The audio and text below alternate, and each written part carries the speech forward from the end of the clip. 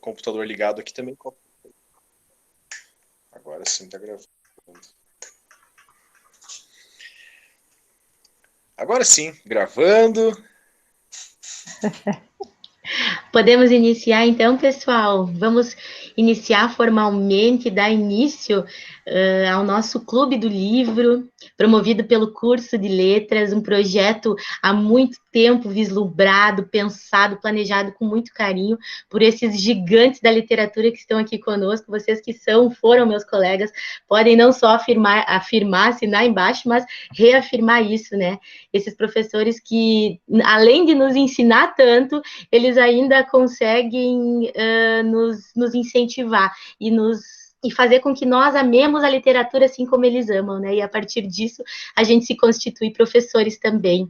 Então, eu inicio hoje, dia 15/5, agradecendo a eles, né? Agradecendo essa oportunidade e agradecendo por todo o aprendizado literário que eles já nos promoveram e continuam nos promovendo. Colegas queridos que estão aqui, nossos egressos que passaram pelo nosso curso, que têm esse carinho imenso que eu acredito que nós temos em comum e estão aqui hoje novamente para que a gente utilize esse espaço de debate, de reflexão e que a gente coloque a literatura como eixo principal, né, para que ilumine essa nossa existência, a nossa vida, né, nesse momento, então. Eu gostaria só de citar uma frase de Voltaire, que vocês com certeza já conhecem, que fala que a literatura engrandece a alma, e a partir disso, e dessa crença, que nós damos, então, o início a esse projeto, que planeja um encontro mensal, por enquanto, em tempos de pandemia, a gente pensa em fazer encontros online, e depois, se tudo der certo, a gente vai se encontrar nos cafés, podemos fazer encontros diferentes, né? Muito bem. Pessoal, então, a professora Thaís Neves Possani, o professor Anderson Amaral de Oliveira e a prof. Ana Maria Pereira Moreira são os nossos mentores, né? São os nossos padrinhos, esses nossos grandes orientadores para esse clube. A partir disso, eu gostaria de passar a palavra para a nossa coordenadora, prof. Thaís Neves Possani, para que ela possa dar as boas-vindas, né? E iniciar formalmente o nosso clube. Marina, muito obrigada. Eu gostaria de dizer inicialmente que nós só temos a agradecer a você. Primeiramente, assim, você é muito carinhosa sempre conosco e também por isso que todo esse movimento, porque a ideia, ela é muito, muito bacana, ela... né, é interessante, mas se não há alguém que organize, que sistematize, que coloque energia, que coloque vida para as coisas acontecerem, as coisas não acontecem. Eu costumo sempre dizer que tudo é transformável, mas que tudo exige trabalho e exige ação humana. Então, se não tiver ação humana, se não tiver alguém, né, tomando conta, as coisas realmente não vão à frente. E você captou a ideia, deu a tua energia, a tua vontade, então a gente só pode te agradecer, todos nós, eu imagino, os teus colegas, amigos, né, por isso, assim, porque esse sonho, esse desejo de a gente se encontrar em prol de algo que a gente gosta e partilhar literatura de forma livre, porque aqui a gente não está numa aula, a gente não está em nada disso, a gente está num lugar, né, a gente vai criar esse lugar que é um lugar de encontro, e nós estamos justamente aqui para fazer esse encontro nos livros, né? E eu acho que nesse tempo que nós estamos vivendo agora, nós estamos cada vez mais sedentos pela reflexão que a literatura nos propicia acerca de nós mesmos, acerca do mundo, acerca da condição humana. Então, é por aí. E eu, então, em nome do curso de letras, que agora estou, né, por hora, coordenando, vocês podem ouvir que tem uma cachorrinha que também vai participar um pouquinho aí, enquanto eu abro o microfone, ela se manifesta. Desculpem. Mas em nome do curso de letras, formalmente, então o curso de letras, ele sempre teve como também um anseio proporcionar não só para os estudantes de letras, mas também dos demais licenciandos e os demais estudantes da universidade, inclusive a comunidade externa, essa possibilidade de se reunir, né, de estar junto em prol da literatura. Então, com certeza, assim, eu falo aqui em nome também dos meus colegas, né, das colegas, o Anderson está aqui comigo, mas das demais colegas do curso, mandando um beijo grande para vocês e desejando longa vida ao nosso Clube do Livro, que nasce hoje, assim, com todo mérito e todo gás. Tá bem, Marina? Então é isso. Um grande beijo para ti, assim, e muita gratidão, tá? Muito obrigada, prof. Muito obrigada mesmo, de coração. Pessoal, então, antes de passar a palavra para o nosso professor Anderson, que indicou a nossa primeira obra em pauta, eu gostaria de ler um pouquinho do percurso profissional e acadêmico de cada um deles, para que a gente possa conhecer um pouquinho das áreas em que cada um deles se especializou, formou e hoje atua. Com licença, então, vou fazer a leitura para apresentar o professor Anderson Amaral de Oliveira. O professor Anderson é professor do curso de Letras Português e Inglês da Unijuí, Universidade Federal do Rio Grande do... Universidade Regional do Noroeste do Estado do Rio Grande do Sul, é graduado em Letras, Língua Inglesa, respectivas literaturas pela Unijuí, mestre em Letras, Estudos Literários pela Universidade Federal de Santa Maria e doutor em Letras, Estudos Literários pela Universidade Federal de Santa Maria. Atua como Project Manager do programa English Teaching Assisted, Fulbright CAPS, coordenador do projeto de extensão Traças Digitais, audiolivros para a formação de leitores, professores e comunidade. É membro do grupo de pesquisa Mongaba, Educação, Linguagens e Tecnologias, e do grupo de pesquisa Literatura e Autoritarismo. Praticante e competidor de jiu-jitsu brasileiro e judô. Professor Anderson, por favor, se quiseres fazer, então, algumas considerações para esse nosso início, por gentileza. Primeiramente, então, boa tarde a todas, a todos. Quero dizer que é uma grande alegria estar nessa tarde de sábado compartilhando com vocês, né, um pouquinho da literatura e conversando sobre literatura. Então, assim, quero agradecer a toda... assim, de uma forma muito especial, todo o trabalho duro que a Marina teve por reacender, né, acho que essa metáfora aí cabe bem para o dia de hoje, né, reacender, né, o nosso desejo de ter um curso, de ter dentro do curso de letras um clube do livro, né, isso é muito especial para nós. Então, trabalhamos duro também, professora Thaís, professora Ana Maria, e agradecer também assim, a todos os colegas que se empenharam na divulgação, né, os colegas do Traças Digitais também, que se empenharam na divulgação, né, os colegas do curso de letras. Agradecer especialmente assim, para fins de registro, né, a minha gratidão também à Unijuí FM pelo espaço que a gente sempre tem, né, de divulgação, aos colegas do Comunica, né, isso teve reverberações inclusive no Jornal da Manhã de hoje, tem a divulgação do clube, então quer dizer que é um trabalho conjunto, assim, né, para que esse trabalho seja um sucesso. A ideia desse clube mesmo, colegas, é que a gente possa falar sobre literatura, né, que a gente possa curtir, né, e mesmo assim, num sábado de tarde, eu sei de tantas tarefas que vocês têm, né. Aqui, ó, o Matheus está dizendo que acho que está sem luz parte da cidade aí, né? Então por isso que deve ter caído a internet. Mas vamos tocando aqui pelo celular mesmo, da forma como vai dando, né? As ideias vão rolando.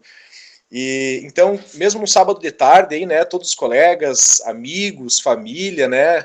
Que podem participar também é muito bom, né? Para a gente debater um pouquinho sobre literatura, sobre livros, né? Então, falava antes que lembrava do professor Larry também, né, que fazia aos sábados de tarde o Clássicos Cabeça. Então, também herança de outros colegas que vão desenvolvendo isso. Né?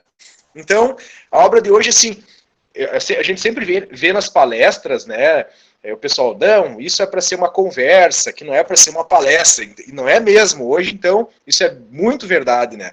Então, a ideia é que seja uma conversa mesmo, um clube em que todos possam se inserir, falar sobre Fahrenheit, sobre outras obras que lembram, né, que tenham relação, sobre história, sobre sociologia, sobre ficção científica, enfim, né, que todos possam trazer um pouquinho das suas vivências, né. Então, vou sem maiores milongas, assim, deixando os agradecimentos e que é muito importante, falar um pouquinho sobre o Fahrenheit 451. É uma obra muito especial para mim. É uma obra, assim, de 1953. Até está aqui a minha edição. é um classicão assim, da literatura. Essa obra influenciou muitas outras, né? Certamente na literatura e no cinema, também nas artes, né? Tem um filme do François Truffaut, né, o Truffaut, né, que é um cineasta francês que fez um filme em 1966. Foi o único filme em inglês que o Truffaut fez, né? E é um livro, tem um remake agora também, mais moderno, né? Mas traz essa preocupação da literatura e dos livros, né? Do acesso ao letramento, do acesso ao conhecimento. E que tipo de conhecimento? É o conhecimento de mundo, é o conhecimento da palavra escrita, é o conhecimento do mundo pela palavra escrita também. Né? A nossa sociedade ela é letrada. O sujeito que não é letrado sofre muito. Ele vive, ele trabalha, ganha seu sustento, sim.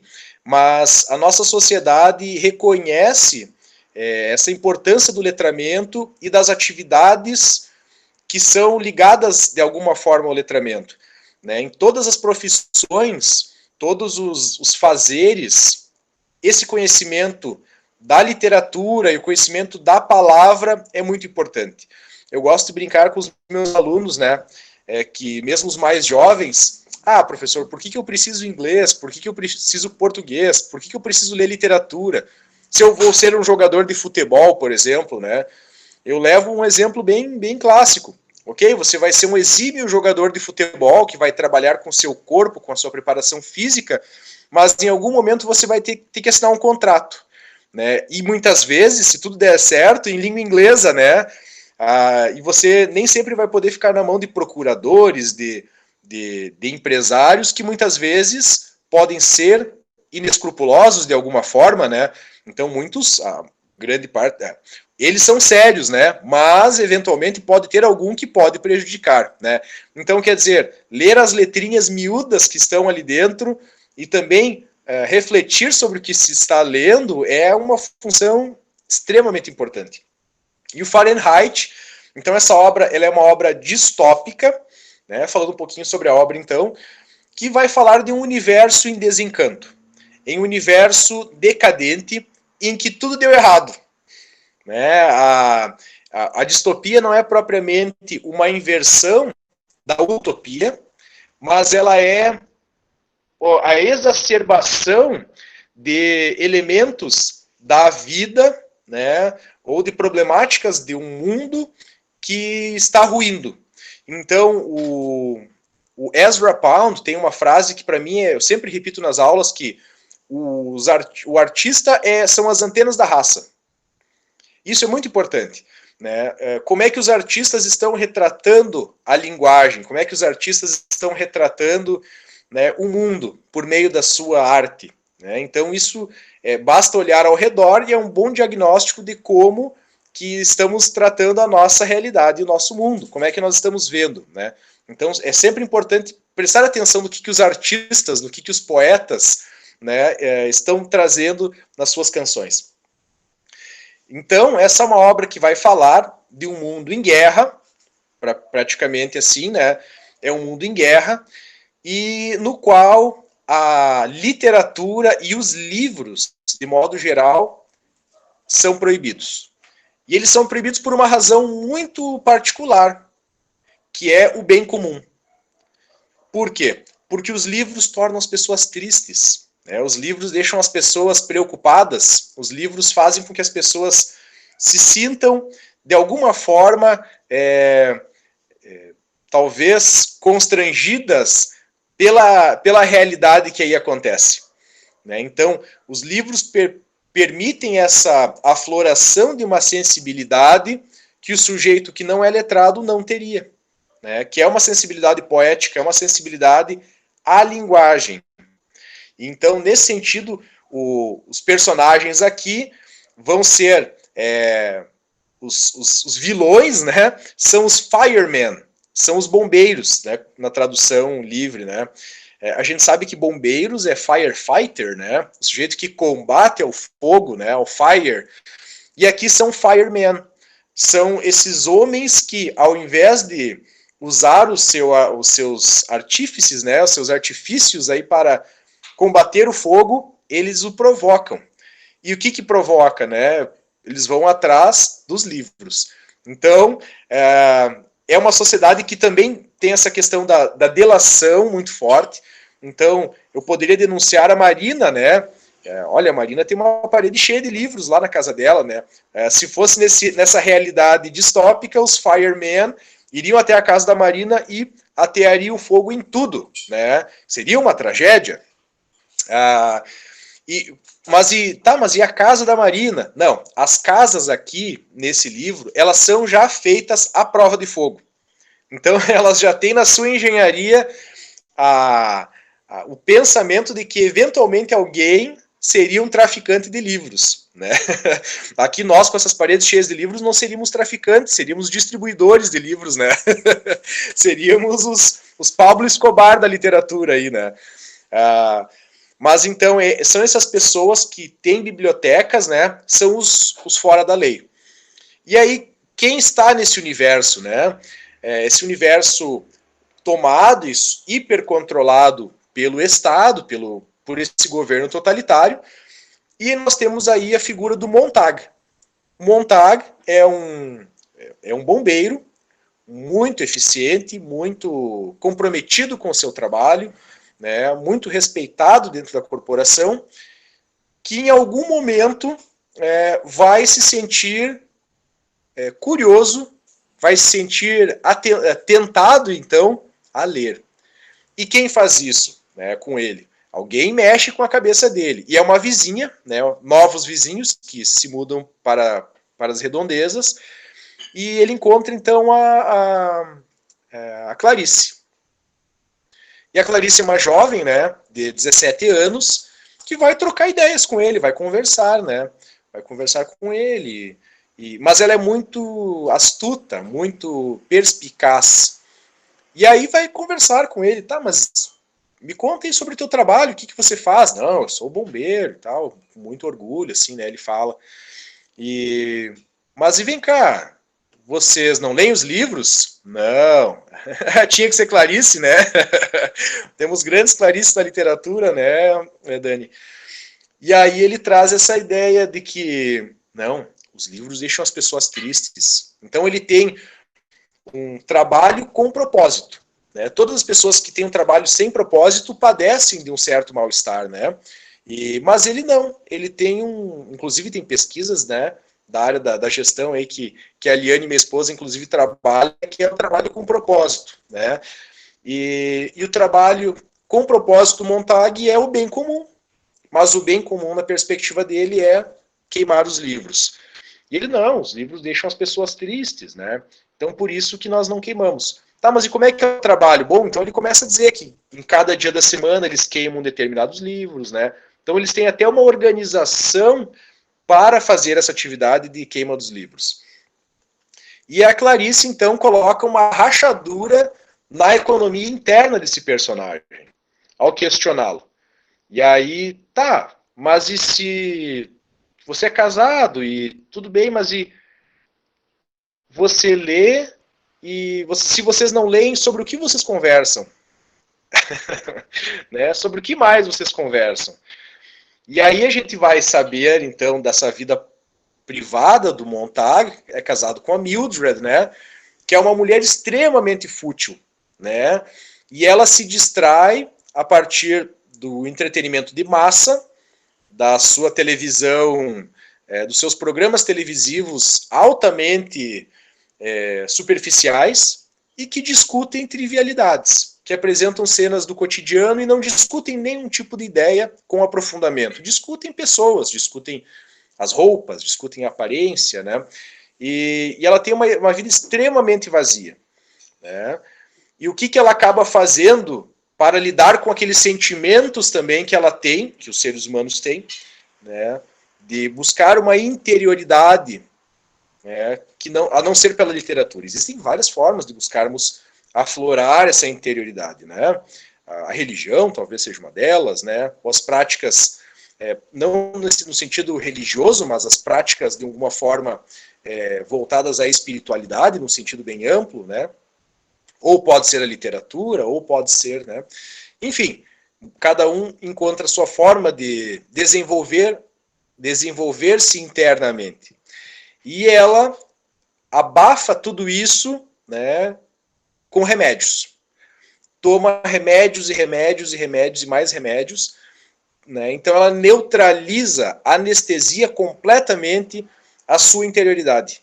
Ela não sente nada. Ela acaba sendo oca do ponto de vista de um conhecimento, né? Porque também não lê, porque também não estuda, porque também não reflete. E do ponto de vista dos sentimentos, ela acaba sendo vazia também, né? Porque então não aflora nada nela, né? Ela é completamente estéril, assim, do ponto de vista intelectual, espiritual e de uma constituição interna.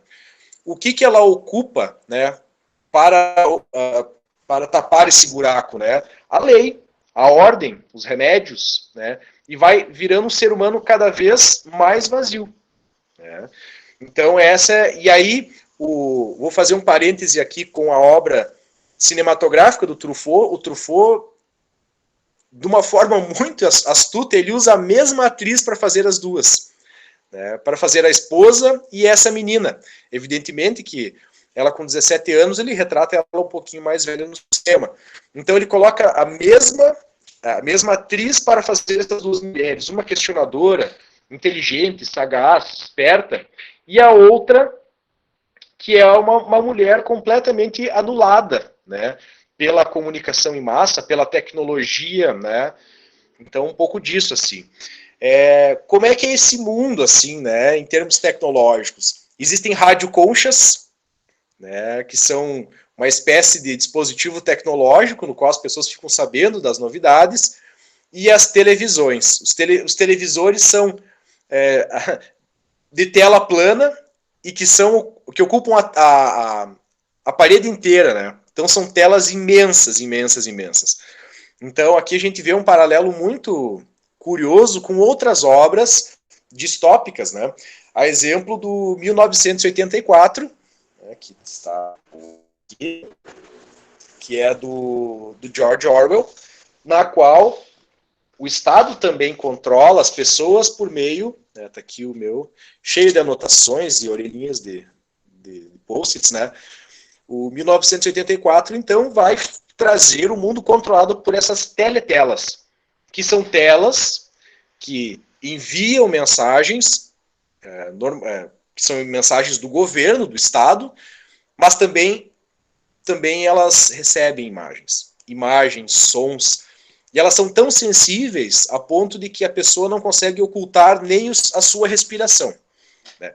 Então, a preocupação desses autores com esses dispositivos tecnológicos de controle estatal é constante nas distopias.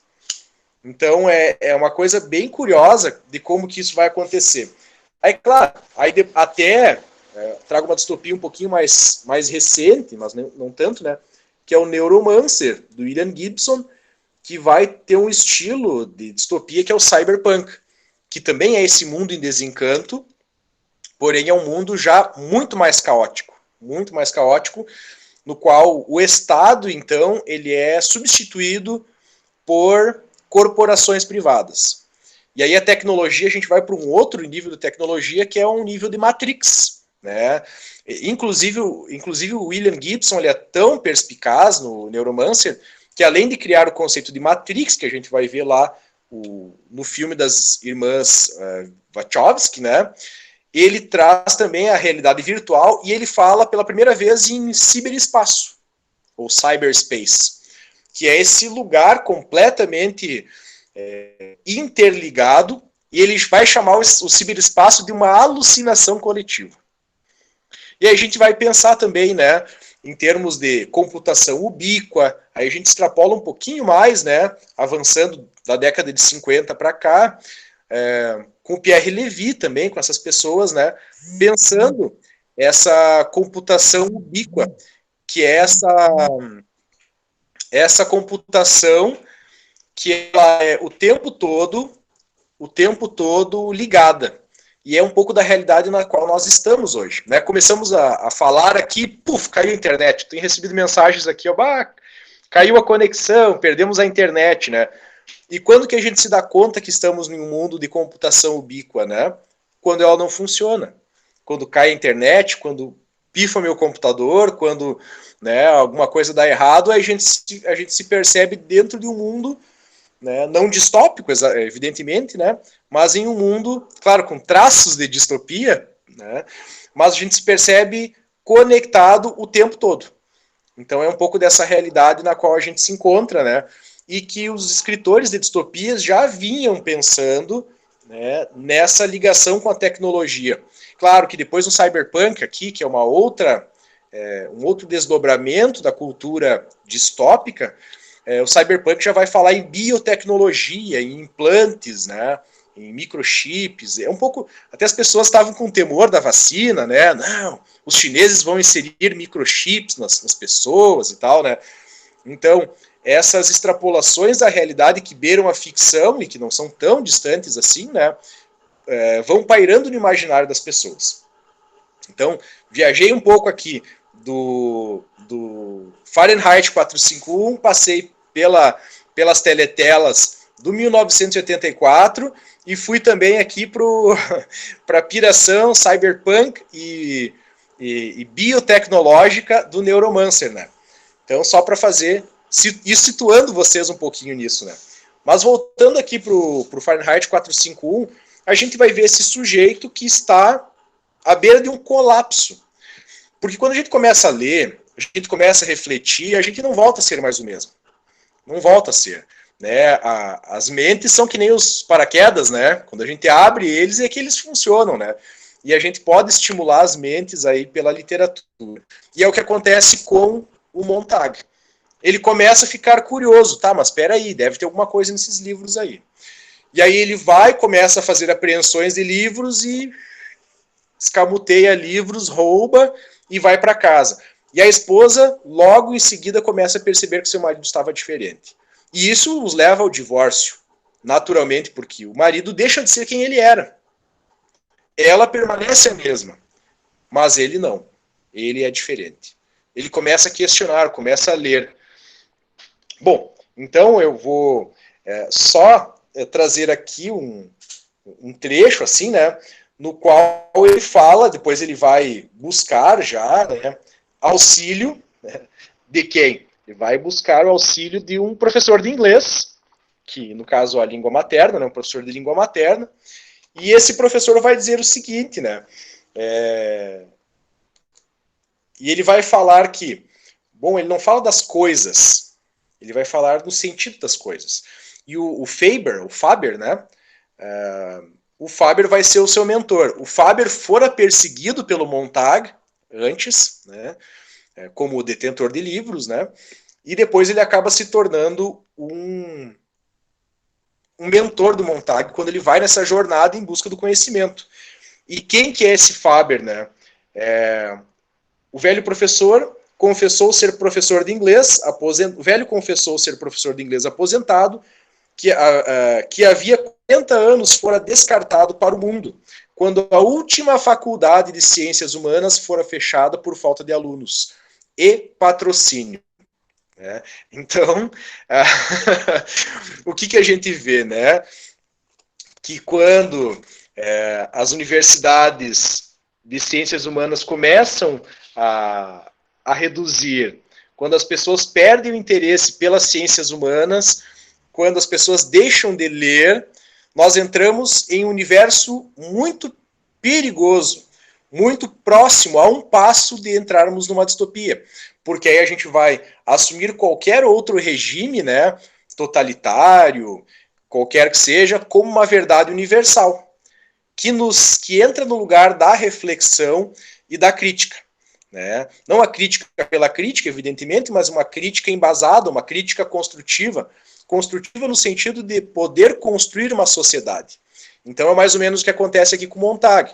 Esse universo em desencanto, esse universo que desacredita na literatura, no poder das ciências humanas, né, como área de conhecimento, e que acaba caindo nas garras, né, do próprio poder. É o que a gente vai ver nas distopias. Então, tanto em Fahrenheit 451, a gente vai ver lá no 1984 também, né, esse poder pelo poder, né, o Admirável Mundo Novo, também, que é do Aldous Huxley, que vai falar de um futuro no ano de 632, depois de Ford, né, não é antes de Cristo ou depois de Cristo, é D pequenininho, F grande, né, depois de Ford. Então, nesse futuro, no qual as pessoas já são biologicamente desenhadas, né, para ocuparem determinadas funções sociais. A gente fica muito próximo também do Conto da Aia, que é um livro mais recente, que eu tenho trabalhado também com as turmas, né, no qual, e tem série também, e aí a gente vai ver esses mundos em que a literatura ela é completamente desacreditada, né, e ela cai em descrédito para o grande público. Mas uma coisa curiosa que eu vou trazer em relação a todas essas distopias, né, que é que as autoridades desses mundos distópicos são muito letrados, né?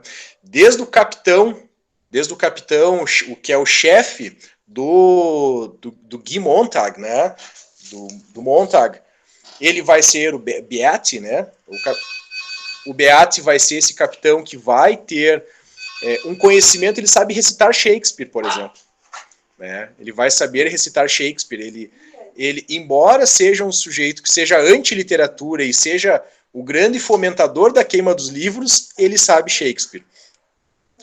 Então, o que a gente vai ver?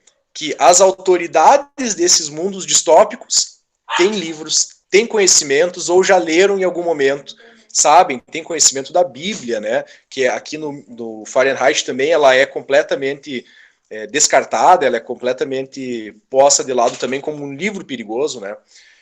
E aí até o próprio Jesus Cristo é colocado como membro de uma família, que a esposa do Guy Montag, né, assiste a televisão, e as novelas que ela assiste, então tem pessoas de uma família, de uma suposta família ali, né? Então ela tem uma pseudo-interatividade ali. E então até Jesus, essa figura né, da mitologia, não somente da mitologia, mas enfim, esse ícone da religião cristã acaba sendo rebaixado a membro de uma família. Então, ele é colocado no mesmo nível das pessoas comuns, digamos assim, né, dentro desse mundo distópico. Então, são essas relações que vão surgindo a partir dessa distopia, né, e das distopias. Então, depois a gente pode ir falando mais, a gente pode ir trocando mais ideias.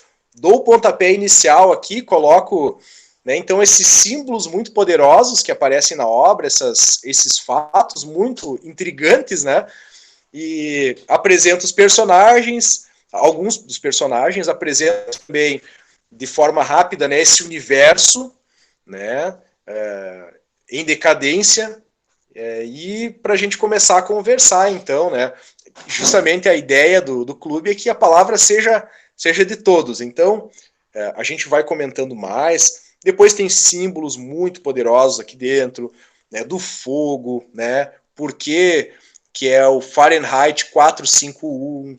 Então, tem muitas coisas legais para a gente ir conversando.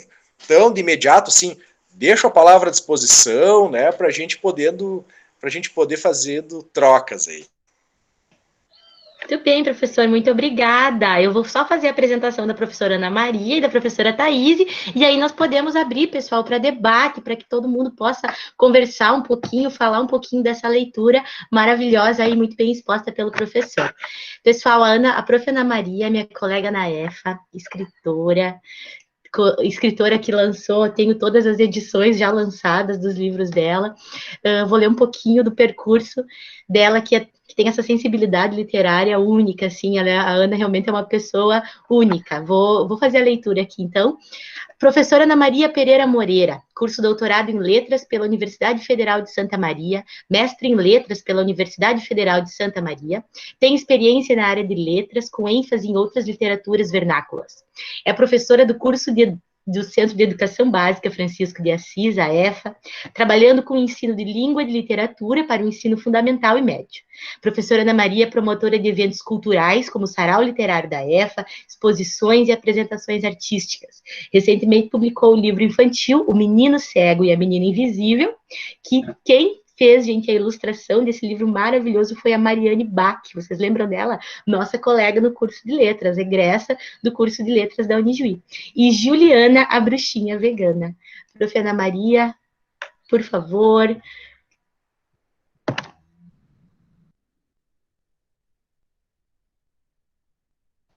Será que a Ana caiu?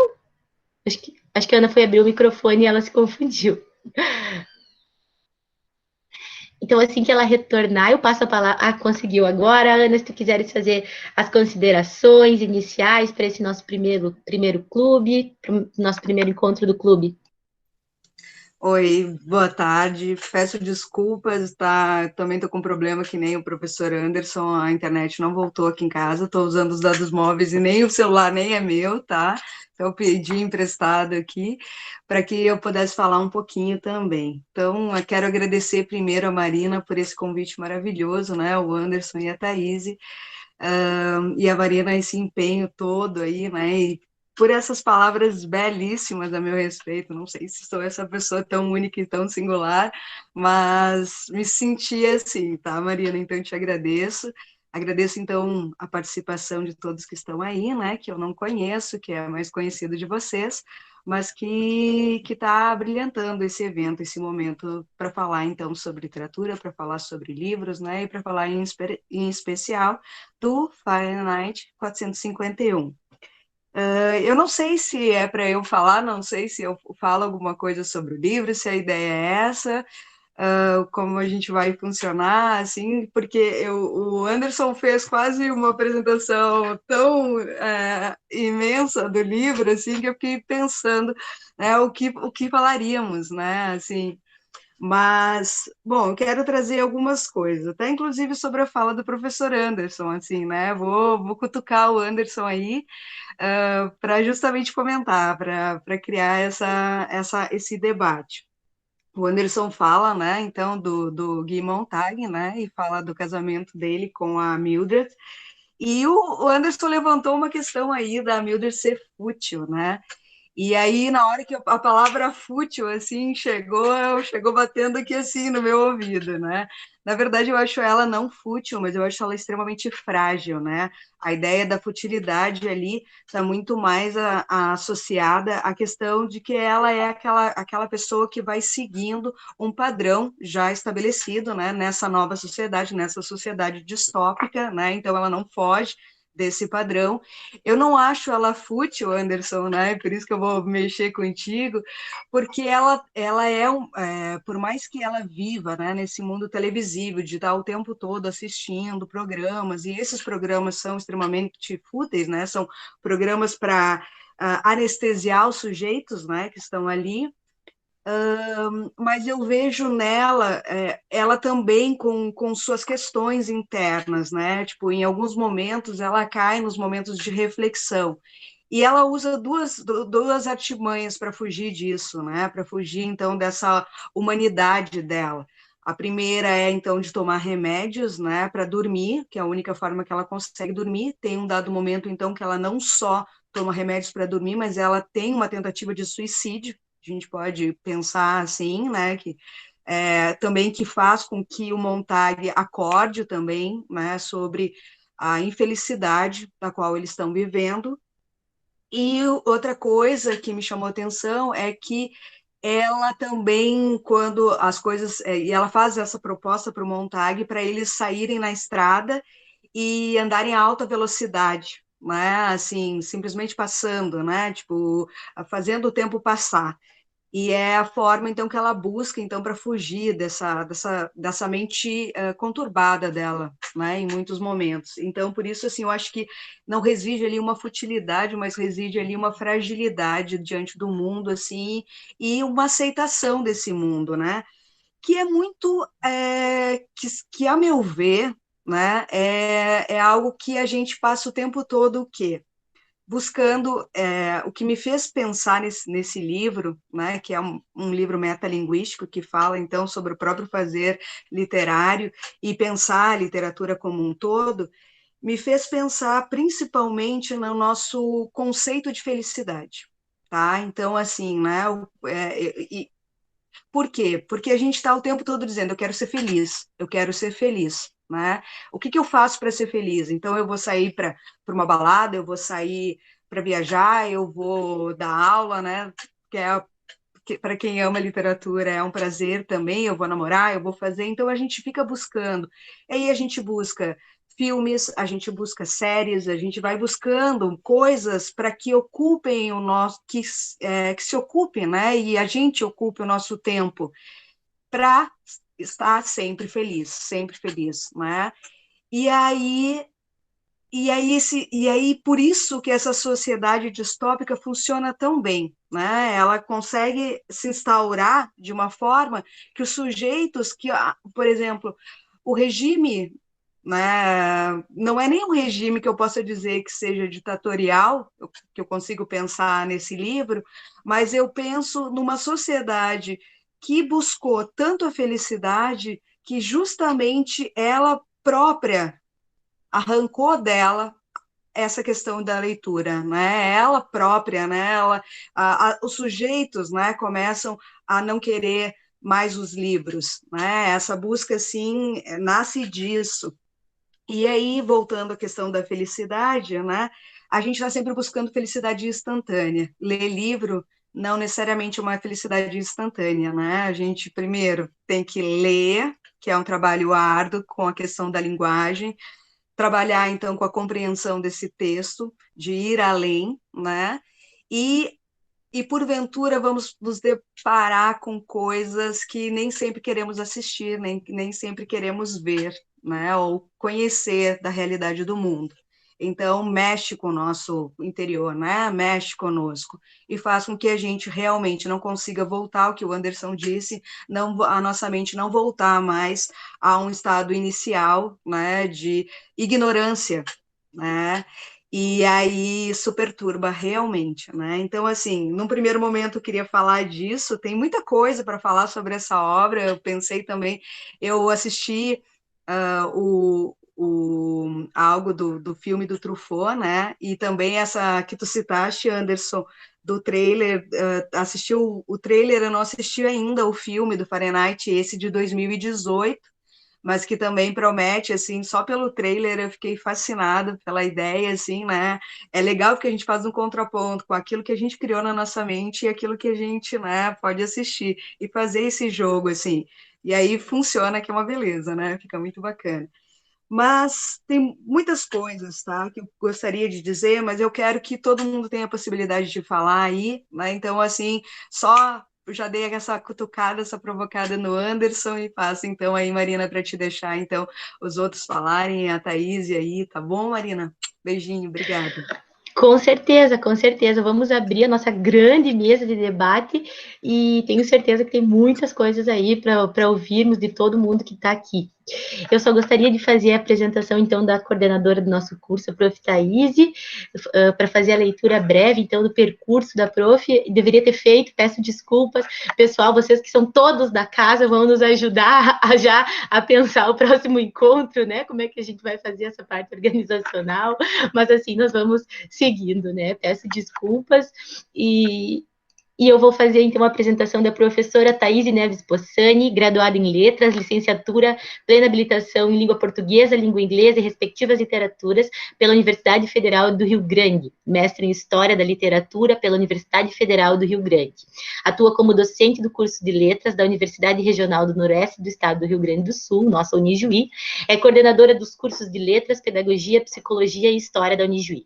Tem experiências na área de letras, com ênfase em História da Literatura e Literatura literatura brasileira, atuando principalmente nos seguintes temas: metaficção e metaficção historiográfica, análise e leitura intertextual, estudo da obra de Clarice Lispector. Tem desenvolvido reflexões acerca do ensino, aprendizagem de língua portuguesa e literatura, leitura e produção textual na educação básica e superior, formação inicial e continuada de professores de língua portuguesa e literatura, e sobre a atuação das disciplinas de literatura, língua portuguesa e língua inglesa na área de linguagens, códigos e suas tecnologias. Prof. Thaís. Marina, ali só entrou o curso de psicologia junto, mas eu até gostei, viu? Porque um dia eu ainda... Em breve, né, prof? Eu acho. Eu acho que foi, assim, um ato falho visionário, achei muito legal, assim, gostei. Tô brincando, né? Mas a psicologia é uma área que me encanta. Eu não... Na verdade, assim, eu até gostaria de ouvir os alunos, né? E colegas e amigos, eu até estava observando aqui que a Sandra Amaral está aqui conosco, eu não pude deixar, né, de observar, também o Matheus entrou depois, imagino que a Vanessa deve estar com ele, ali a Carol, então sejam todos bem-vindos. Sandra, também é um prazer tê-los aqui conosco, e fiquem bem à vontade, né, a ideia é essa, é que a gente possa agora conversar, e eu fiquei, assim, encantada com as colocações do Anderson e da Ana Maria, adorei, assim, aquilo que a Ana Maria trouxe, né, acerca da personagem, e eu, assim, gostaria de trazer para o debate bem pontualmente, Marina, para a gente já poder seguir, uma obra que eu acredito que nos traz também várias questões, assim, que nos ajudam na reflexão acerca do Fahrenheit. Então, que é esta obra Civilização do Espetáculo, do Mário Vargas Llosa, e que é, assim, fantástica para a gente ter uma percepção e uma tomada de consciência acerca do que também está nos acontecendo. E eu vejo que o mais assustador, eu diria, sobre a distopia e sobre o fato de hoje nós nos colocarmos a ler, né, o Fahrenheit, é pensarmos que, de fato, nós já estamos imersos em muitas medidas nesta realidade que naquele tempo talvez fosse, né, o nascimento, né, da percepção. Eu gostei muito também desse prefácio que está na edição que a gente estava lendo do Manuel da Costa Pinto, e eu achei fantástico uma parte que ele diz assim que o autor, na verdade, ele percebe o nascimento de uma forma mais sutil de totalitarismo, né, que seria a indústria cultural, a sociedade de consumo e o seu corolário ético, a moral do senso comum. E é tão assustador isso, porque nós hoje vivemos sob essa moral do senso comum, né? Esse esvaziamento e esse também não entendimento acerca da cultura. Então, esse mal-estar da cultura, a morte da cultura e o fato da indústria cultural. E eu vejo que o Fahrenheit nos possibilita de forma assustadora pensar sobre isso. Então, eu queria injetar no nosso debate essas questões.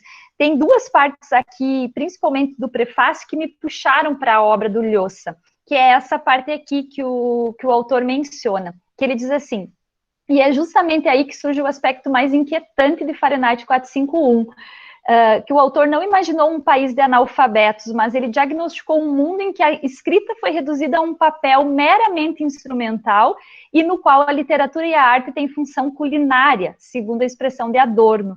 As personagens sabem ler, mas só querem ler a programação de suas televisões ou o manual técnico que lhes permitirá ter acesso a um entretenimento que preenche seu vazio, como está magistralmente sintetizado por esta fala, né, de Beth. Então, diz aqui, né, todo homem capaz de desmontar um telão de TV e montá-lo novamente, e a maioria consegue, hoje em dia está mais feliz do que qualquer homem que tenta usar a régua de cálculo, medir e comparar o universo, que simplesmente não será medido ou comparado sem que o homem se sinta bestial e solitário.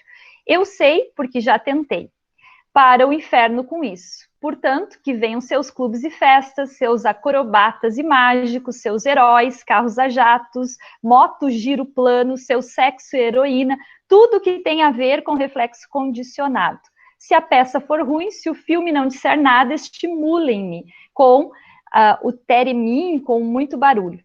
Pensarei que estou reagindo à peça quando se trata apenas de uma reação tátil à vibração, mas não me importa, tudo o que peço é um passatempo sólido. Então, essa parte aqui que o autor do prefácio também cita, e foi a que me chamou a atenção, porque nós, de fato, né, aquilo que a Ana Maria trouxe ali, eu até anotei aqui que eu achei fantástico, que ela disse, né, uma sociedade que buscou tanto a felicidade que ela própria pede que os livros sejam queimados, né? E aí, inevitavelmente, a gente pensa assim, hoje, quantas vezes nós rotulamos a sociedade que a gente vive como hedonista, né? Que é essa sociedade que busca a qualquer custo essa felicidade. Nós estamos cientes, de certa medida, que a nossa sociedade é assim caracterizada. E nós estamos no limiar, né, dessa bestialidade. E isso que eu acredito que a gente tenha que ter muita consciência, e consciência não seria talvez a palavra, mas que a gente pudesse, né, ter mais espaços para tentarmos acordar frente a isso. E só para citar, e aí eu já fecho aqui, porque se vocês vissem quantos papeizinhos eu tenho aqui no Lhosa, mas daí precisaria de mais umas 5 tardes, né? Então não ia dar. Então eu vou só pegar um trecho que eu vou casar com esse tema, assim, que é muito complexo, tem muitas coisas, mas que realmente nós temos que pensar. O Lhosa, ele diz assim numa das partezinhas: a pós-modernidade destruiu o mito de que as humanidades humanizam. Não é indubitável aquilo em que acreditaram tantos educadores e filósofos otimistas, ou seja, que uma educação liberal ao alcance de todos garantiria um futuro de progresso, paz, liberdade e igualdade de oportunidades nas democracias modernas.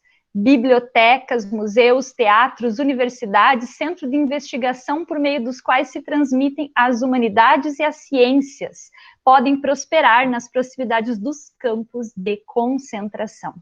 Em um indivíduo assim, como na sociedade, chegam às vezes a coexistir a alta cultura, a sensibilidade, a inteligência e fanatismo de um torturador e assassino. E aí ele menciona o Heidegger, que foi nazista, e de certa forma também, né, o seu gênio, né, não se deteve enquanto o regime nazista estava exterminando milhões de judeus. Então, essas contrariedades da nossa sociedade, o fato de que coexiste ao mesmo tempo, por isso aquela fala da Ana Maria, né? Então, o ser humano, ele é capaz de chegar a tal ponto de exterminar o outro, ou entendem esta complexidade? Por exemplo, um sujeito como Heidegger, né, de que ao mesmo tempo ele se compraz com o nazismo, mas também produz certas belezas. Então, a que ponto há essa contrariedade humana, e que me parece que ao longo da obra a gente pode pensar muito também sobre estas questões. E essa aberração, né, que nós estamos, que, por exemplo, o nazismo foi uma delas, mas que qualquer outro movimento humano pode instantaneamente acontecer, fazer acontecer, e que acontece em certa medida no dia de hoje, essa barbárie do ser humano, e que está muito atrelado também a esse sono no qual se vive imerso na sociedade atual, nessa, enfim.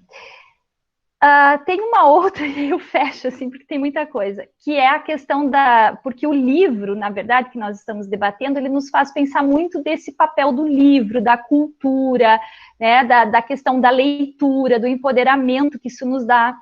E eu achei fantástico aqui uma parte do Lhosa que diz assim: pode ser que a cultura já não seja possível em nossa época, e ele está falando da nossa agora, né, da pós-modernidade, como ele diz.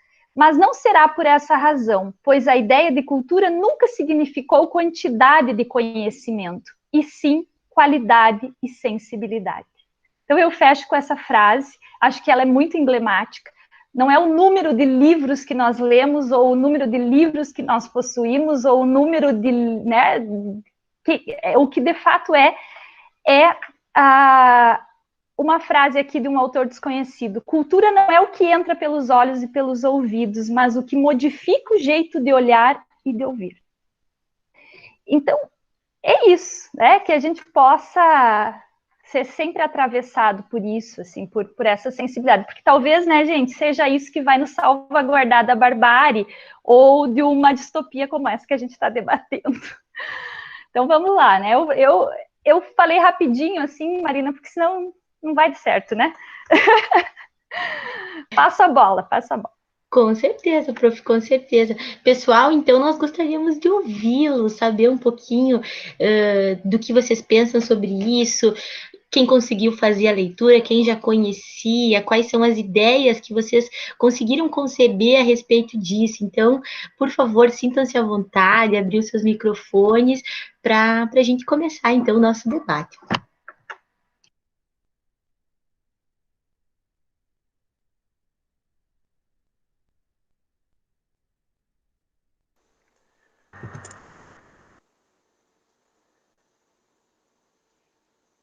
Pessoal tímido, não briguem, pessoal. O William tinha aberto o microfone. Vamos lá, Will, começa aí. Não vi que estava desligado. Então, eu estava conversando com o Anderson de manhã e que essa semana eu, sem querer, adentrei num mundo pior que o Fahrenheit 451. Porque é um conto em que não só os livros são proibidos, como também os filmes, músicas, teatro, artes, que é um conto, é o germe da imaginação, da antologia Contos para uma Noite Fria, do Bruno Anselmi Matangrano. Nesse conto, o protagonista ele é um professor de literatura, que ele perde o emprego por não poder mais lecionar, e ele começa a enlouquecer, porque ele não tem aquela sede de ficção, não está saciada, então ele começa a criar ficção na cabeça dele. Ele tá lá no metrô, ele começa a trocar ideia com o Don Quixote, com a Alice, com outros personagens, e ele começa a alucinar na casa dele. Então é isso aí, né? Ele não tem emprego, não tem imaginação, e é um pouco disso também que a gente, como leitores, a gente fica assim... Eu não consigo ficar sem ler por muito tempo, fico sempre procurando algum livro, ou lendo, ou se eu não tô lendo, eu tô pensando em alguma outra coisa mais fantástica. Era isso que eu queria trazer.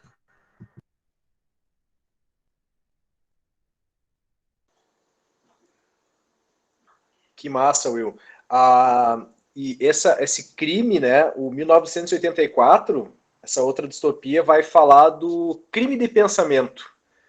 Então eles têm a polícia das ideias, que é esse pessoal porque as teletelas são tão sensíveis, né, são tão sensíveis que eles conseguem pegar, inclusive, a captação da tua respiração, se você está ofegante ou não, né, e ela fica num espaço na casa em que ela é centralizada, né, então eles estão constantemente, você nunca sabe, na verdade, quando eles estão assistindo você. O certo é que você está sendo, de alguma forma, monitorado. E aí, esse crime do pensamento, thought crime, né, em inglês, ele só se dá justamente nesses meios, né, nesses espaços de linguagem. E aí, é legal nessa obra de 1984 que eles estão elaborando, o Syme, né, é um linguista que está elaborando um dicionário. E ele falou, que coisa linda cortar palavras, destruir palavras, né? Então o dicionário eles tem uma nova linguagem, que é a nova língua, né? No speak, em inglês, que eles vão compactando as palavras. Então, por exemplo, eles acham um absurdo, pela perspectiva do Estado, né? De que você tenha uma palavra, por exemplo, para bom e ruim. Então não tem porque se você tem uma palavra que é bom, você não precisa ter uma palavra ruim. Você tem o não bom. Ou se você não precisa ter o ótimo, maravilhoso, você tem o mais bom. Né? Então você tem outras possibilidades. Então, não, vamos destruir essas palavras. E qual que é o objetivo deles com essa destruição de palavras e a constituição de uma nova linguagem? A redução e impedir o crime do pensamento. O Syme diz, não, quando o dicionário estiver completo, não vai haver crime do pensamento, porque não vai haver possibilidade de ter crime do pensamento. Ou seja, estamos falando de uma aniquilação completa da linguagem. Então, justamente é a linguagem que nos possibilita ter ideias, gerar ideias, criar ideias, né? porque primeiro ela acontece no campo da linguagem, no campo do pensamento, né, e depois materializado por meio da linguagem. Então é um pouco dessa perspectiva que o William traz, esse conto do Bruno Matangrano, né? Então é bem interessante.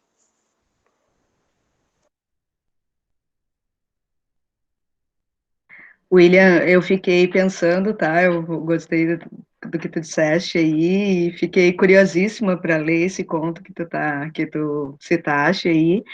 E eu fiquei pensando o que seríamos de nós, né, sem, nesse momento no que a gente está vivendo, sem a arte, né, e aí entrando, claro, obviamente, a literatura, sem poder ler, sem poder escutar música, sem poder assistir uma série. Eu acho que as pessoas hoje estão pirando, né, a gente vai ter muitas questões psicológicas aí, muita coisa para se trabalhar quando acabar essa pandemia, e ainda nós estamos nos alimentando dessa forma, né? A gente ainda consegue propiciar um encontro como esse, o de hoje, né? Para falar sobre literatura, para pensar, né? E refletir, para se deleitar também.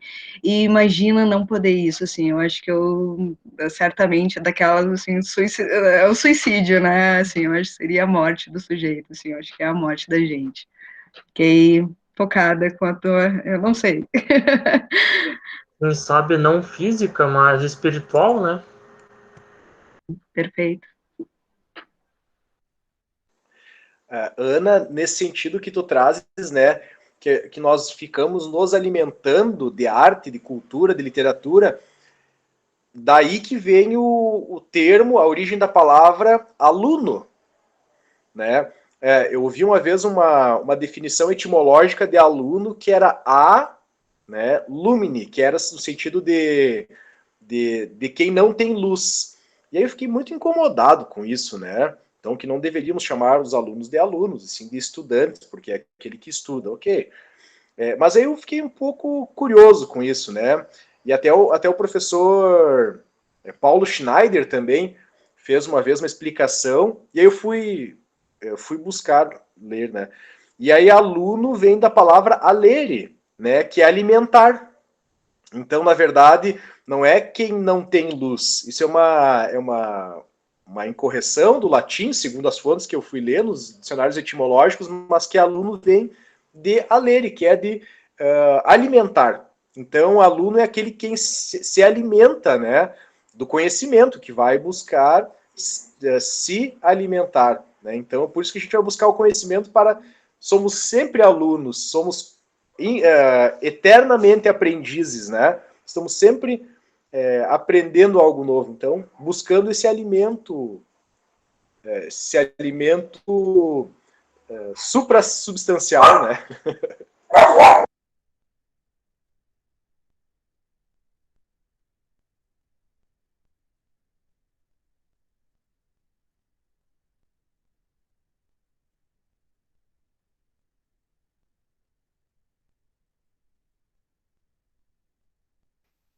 Se a minha tia tivesse aqui, ela ia dizer que nasceu um padre agora. Que todo mundo ficou em silêncio. Ela dizia, fica em silêncio, nasce um padre. E aí, galera, vamos falar. Né, Marina? Voltou a internet! Beleza! Já tinha voltado aqui em casa. Fê tá com a mãozinha... Fê, não tá com a mãozinha levantada, mas tá com o microfone aberto. Fê, por favor. Sim, eu sou um pouco tímida para falar. Mas, enfim... esse livro, ele me fez refletir muito as questões das redes sociais. Eu sou uma pessoa muito ligada nas redes sociais, até tenho que me limitar, às vezes, para, Fernanda, vai fazer alguma coisa de útil. E aí, com toda essa... Com a leitura do livro e com as reflexões, né, eu comecei a perceber o quanto essa interação nas redes sociais, ela é grandiosa, mas ao mesmo tempo não, né? Grande eu digo pelo grande número de pessoas que se tem, por exemplo, no Instagram, né?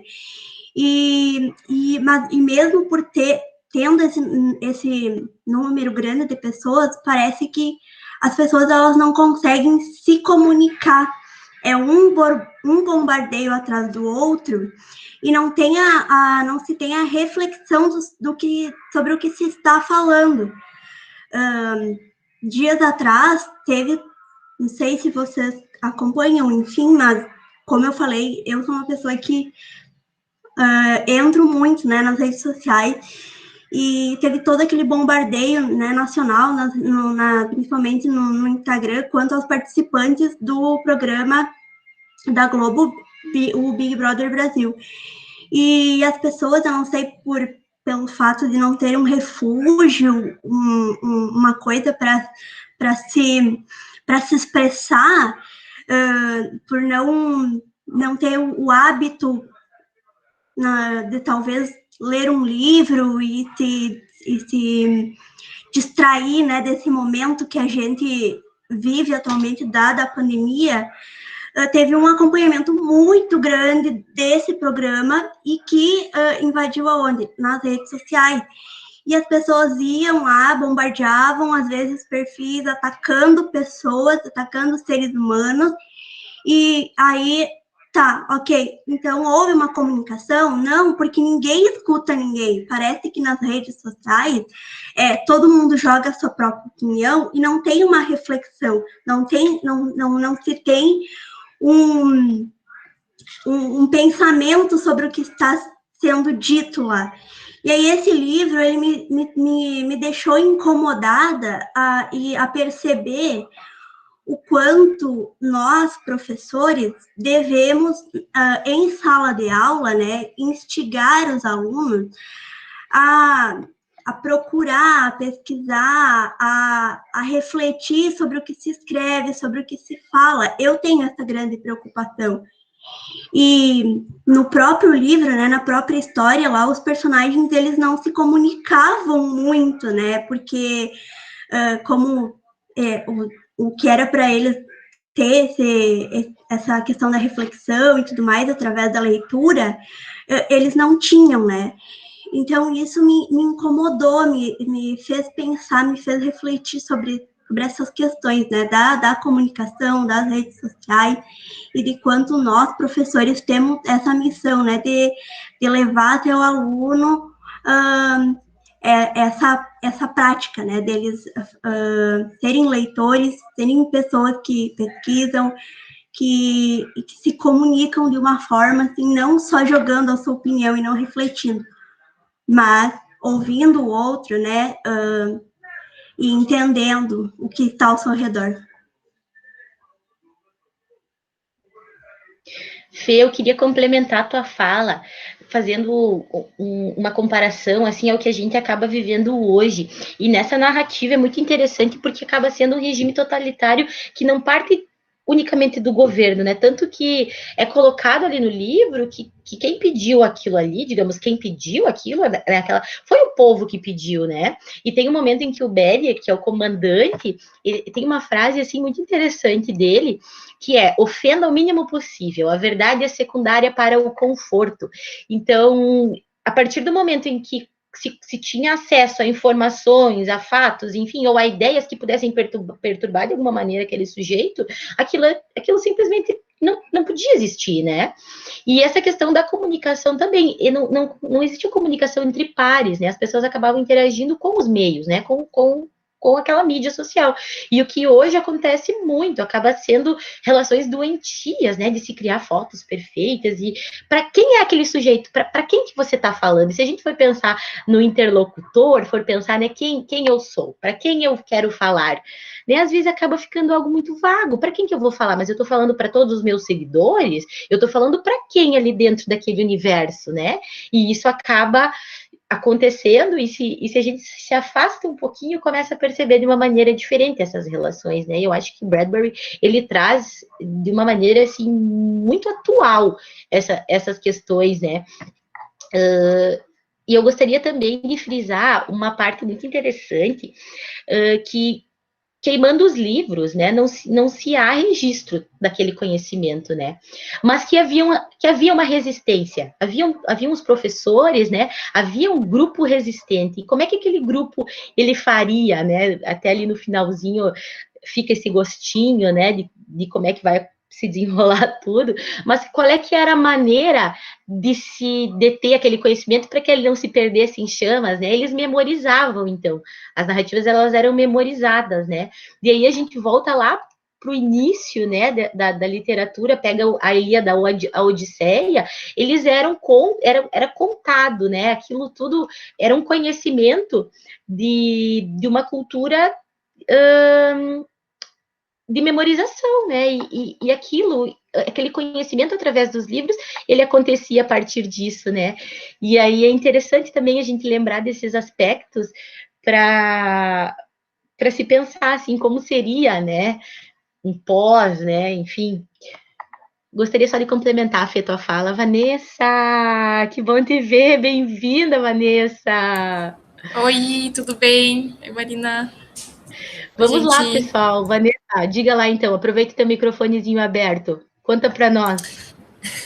Então, todas as distopias eu acho que, assim, principalmente se tu pega, né, o 1984, Fahrenheit, o Admirável Mundo Novo, ele tem essa conexão, parece, relacionada aos livros, né, essa importância que se dá, assim, à leitura e à arte como um todo, né. Antes, então, vocês comentavam sobre a questão de como... quando o colega comentou daquele conto, né, que não apenas a literatura, mas outras formas de arte também, né, são proibidas. Isso me lembrou um pouco do 1984, em que você tem uma formação, assim, digamos, de uma arte, mas ela é uma arte mecânica, né, então não é uma produção humana, então eles tinham aquela produção mecânica de contos e de novelas, enfim, que eles liberavam, né, para as pessoas. E parece ser bem isso, né? Então era uma coisa meio que sem reflexão, assim. Isso não partia do humano, né? Isso era uma coisa justamente feita para alienar, né? E era uma forma, então, de manter as pessoas entretidas para que elas não se rebelassem, né? Enfim, contra o... Então, isso também é uma coisa que eu estava pensando aqui enquanto vocês comentavam, né? Me lembrei disso. E se tu for fazer uma relação, né, como tu tá falando, Marina, sobre a nossa atualidade, nossa, dá para, né?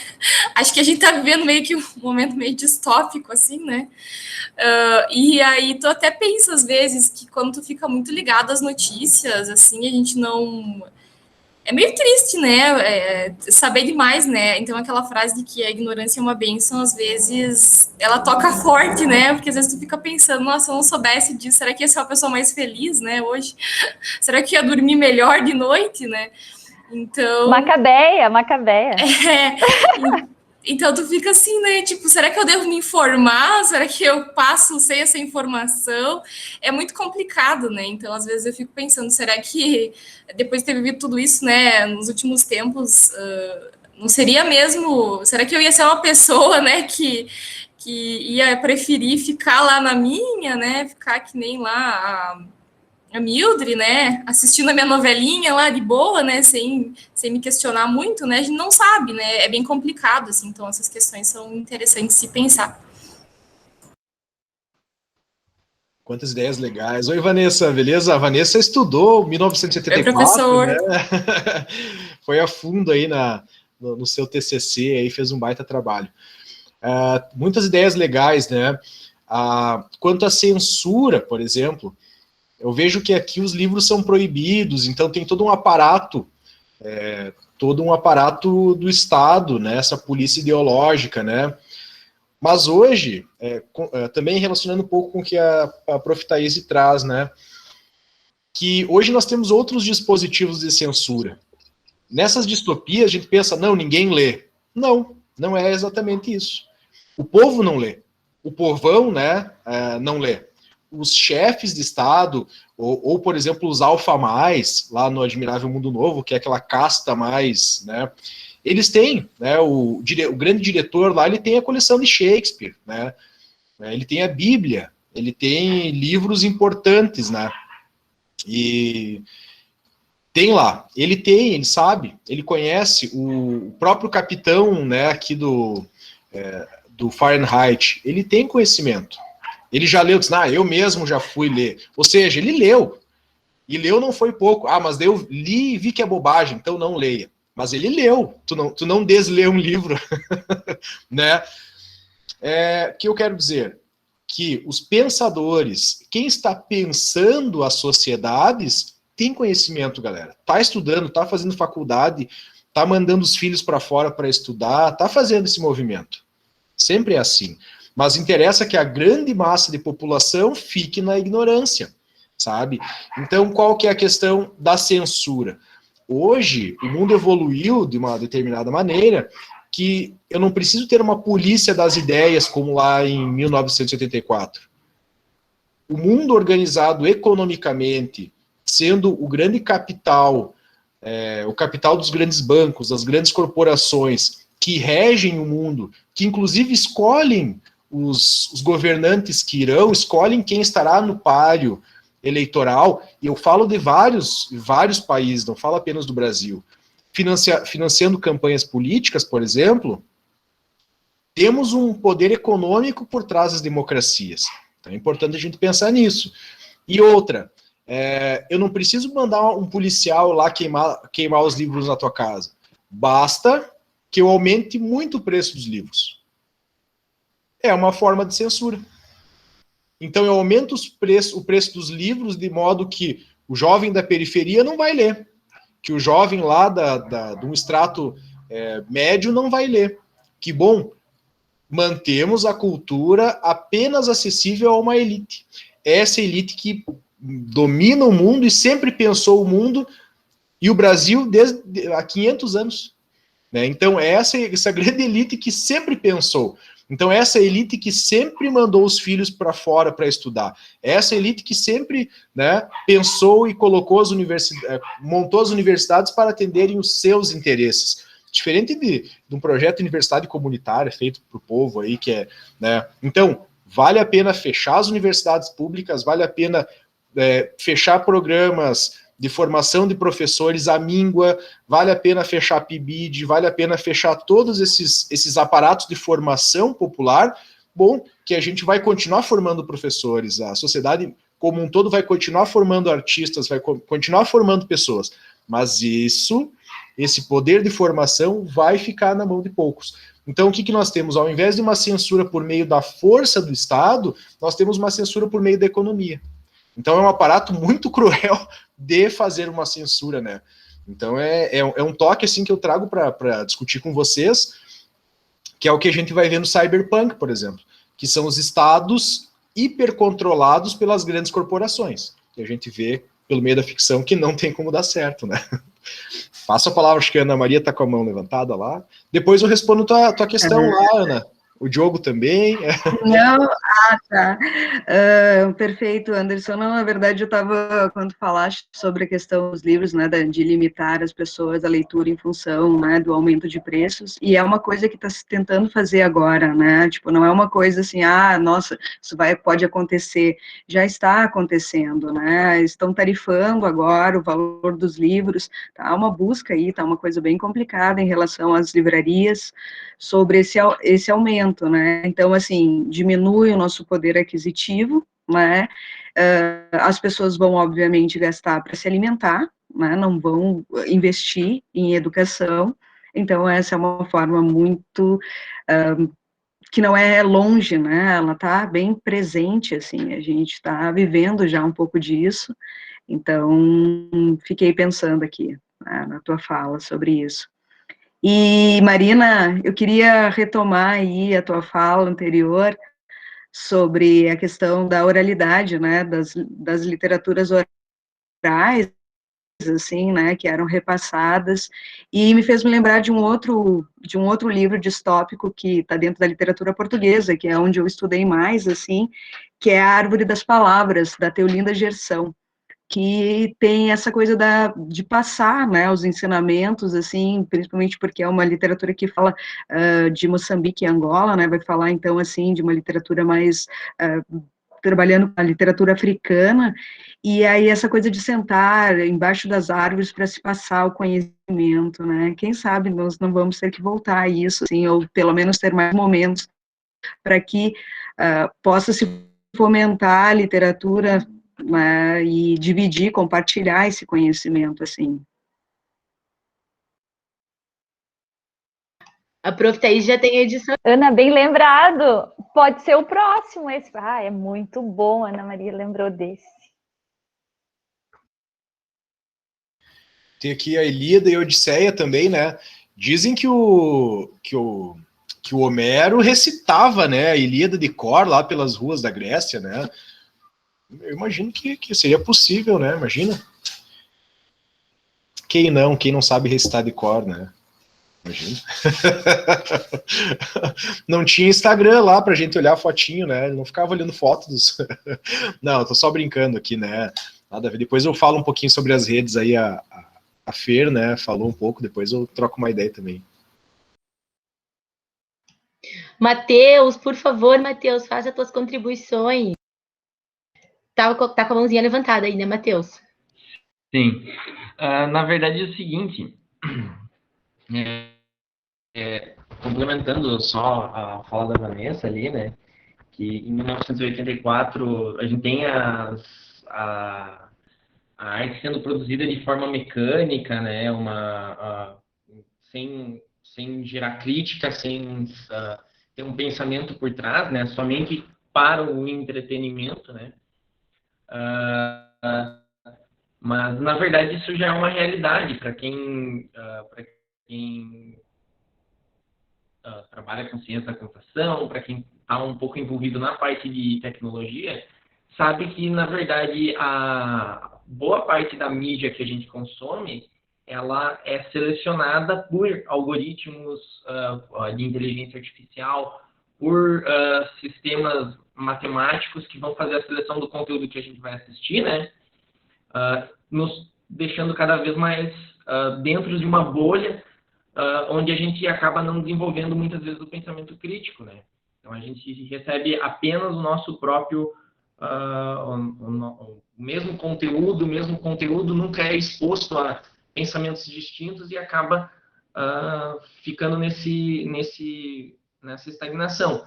Há um ponto que eu acredito que é o próximo passo, e não é um passo distante, é que a produção de conteúdo vai começar a ser criada com base exatamente nessas bolhas, né? E eu acredito que, na verdade, isso já está acontecendo. Então, o entretenimento ele vai ser criado para alimentar as pessoas de dentro dessas bolhas e para que elas se mantenham cada vez mais dentro delas, né? Então, de certo modo, é o uso da tecnologia para manter as pessoas alienadas, né, a todo o meio, né. Então, é só uma contribuiçãozinha, assim. Baita, Matheus. Lá no 1984 tem as máquinas versificadoras, né, que são essas máquinas que produzem romances, assim.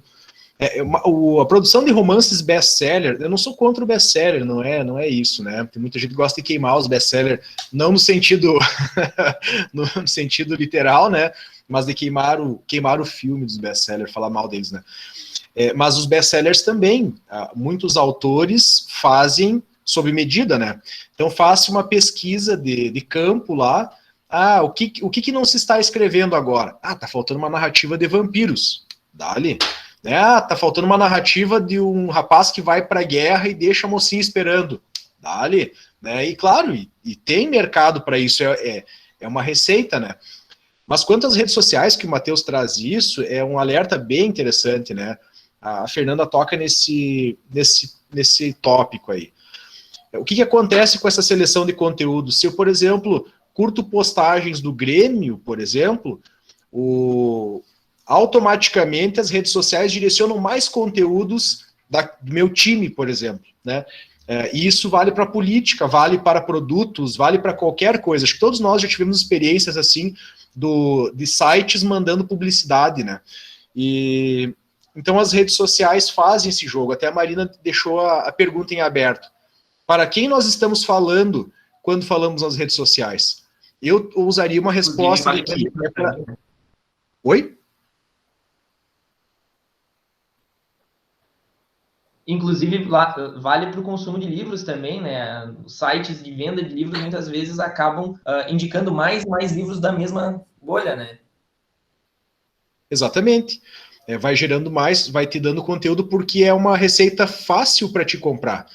Por que ele vai me mandar um livro lá do Lucas Neto, por exemplo, se eu não tenho o menor interesse em comprar, né? Ele vai mandar de alguma coisa que eu tenha uma possibilidade de comprar, né? E fiz uma propaganda pro Lucas Neto aqui sem querer, né? Mas, enfim, lê quem quer, né? E a pergunta, né? Eu usaria a resposta de para quem nós falamos quando falamos nas redes sociais. Eu usaria dizer que para nós mesmos, Marina. Então, até o selfie, que é uma tecnologia que não existia, né? Ela foi desenvolvida para que eu possa capturar a minha própria imagem. Claro, hoje a gente adaptou o selfie, vai lá, faz um selfie coletivo, né? Que já não é mais um selfie, né?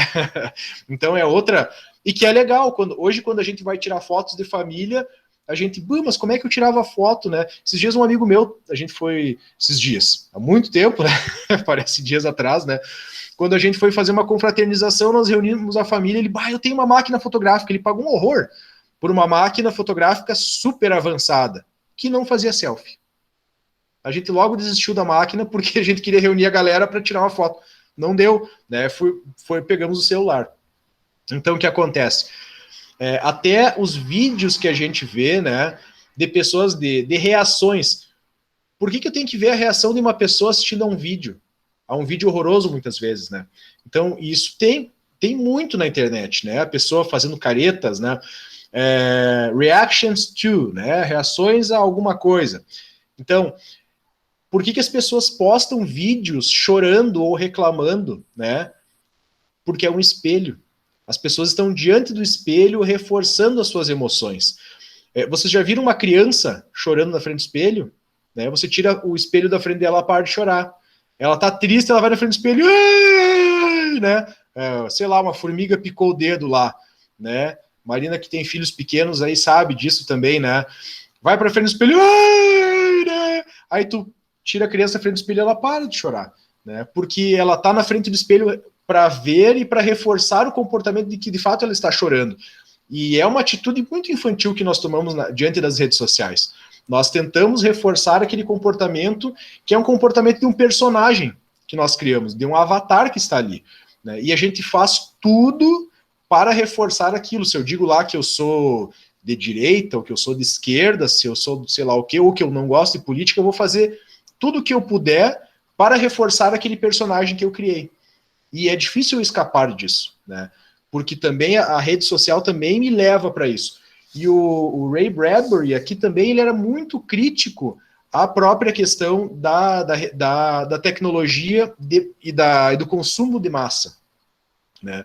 Então, um pouco do que a gente tem agora, esse consumo cada vez mais on demand, cada vez mais sob medida, porque é uma receita para vender, né? Eu não entendo por que as lojas de variedades, por exemplo, ainda mandam aqueles folhetos caros, né? Com um monte de tinta em todas as residências, né? Mandam lá na casa do William, de repente o William não tem menor interesse em comprar uma máquina de cortar grama, né? De repente ele não tem, né? De repente ele tem interesse em comprar um pneu para um carro, né? Então... Não, também não. Mas antes a Vanessa tinha falado dessa questão da arte, né? E aqui na civilização do espetáculo ele fala assim, na atualidade tudo pode ser arte e nada é arte, segundo o soberano capricho dos espectadores, que em razão do naufrágio de todos os padrões estéticos foram elevados ao nível de arbitrários e juízes que outrora alguns críticos possuíam. Então, hoje é aquela questão, né? Todo mundo dá o seu taco sobre tudo, e todo mundo também sente a sensação de que todo mundo é culto e ninguém é culto, né? Então, há um esvaziamento.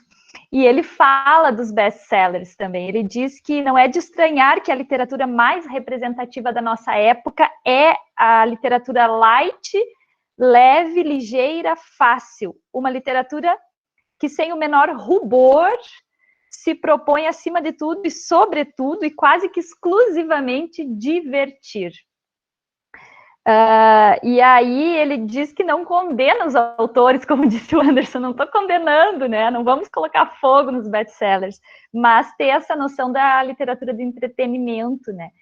E que isso não propicia, né? Desencoraja, talvez, essa questão, né, de uma concentração intelectual e as possibilidades, de fato, formativas do ser, né, do sujeito.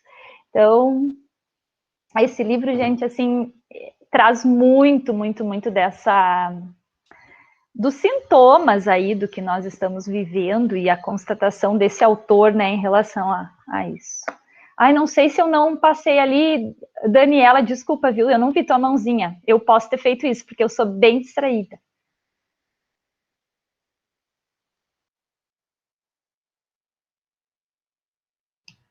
Eu acho... agora sim. Tá sem áudio, Dani, nós não estamos conseguindo te ouvir. Tá ligado o teu microfone, mas nós não tá captando a tua voz.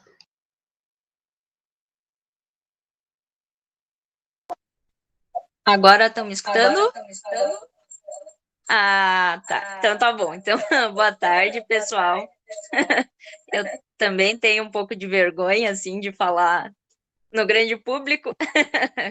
Mas, enfim, uma coisa que me remeteu agora aqui também às falas, a tua fala também, prof, é a questão da figura da resistência que tem no livro, daquela mulher que ela prefere morrer queimada junto com os livros, né, quando os bombeiros chegam na casa dela, do que abrir mão, né, dos livros e submeter aquele tipo de vida, né, se encaixar dentro do padrão que aquela sociedade se colocou, né, como normal, como o certo, prazeroso. Então é um pouco isso, né, um pouco essa coisa assim do elevada em última instância, né, morrer pelo ideal que ela acreditava ser maior do que simplesmente, né, essa fachada de felicidade e tudo mais, né, que até nas redes sociais a gente tem muito isso, puxando um pouquinho, né, para o meu curso de psicologia, né, essa questão do espelho,